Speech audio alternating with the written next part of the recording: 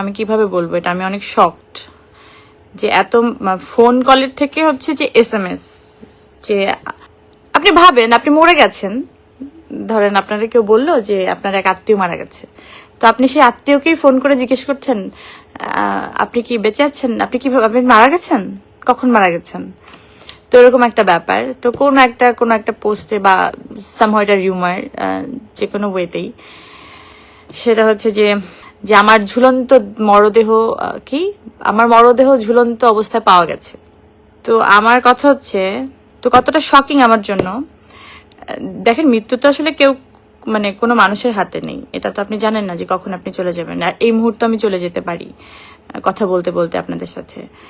তো কিন্তু এমন আমি খুব স্বাভাবিক মৃত্যু আল্লাহর কাছে চাই, কিন্তু এরকম কোনো অস্বাভাবিক মৃত্যু আসলে আমি চাই না আমার জীবনে। যেমন সুইসাইড করার বিষয়টা, যে আমাকে বলা হচ্ছে যে মরদেহ কিভাবে, এখন ধরেন কোনো কারণে যদি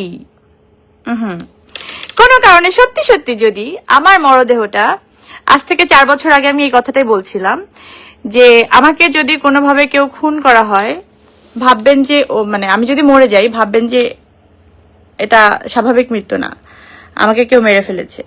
আপনারা সবাই তো অবগত আমাদের ইন্ডাস্ট্রি নিয়ে একজন স্বনামধন্য আর্টিস্টকে নিয়ে যেভাবে যে জিনিসটা হচ্ছে সেটা তো আসলে কাম্য নয়। সেই জিনিস নিয়ে যখন কথা হচ্ছে তখন এটাকে থেকেই থামাবার, আমি জানি না, আমার সেটাই মনে হচ্ছে। আবার এটার পেছনে এমনও থাকতে পারে যে হ্যাঁ আজকে একটা জীবিত মানুষকে মেরে ফেললাম, তারপর ও যদি কোনো রিয়াকশনটা না দেয় তাহলে এবার দেখি কোনো অ্যাকশনে যাওয়া যায় কিনা। ভাই এত সোজা না, এত সোজা না।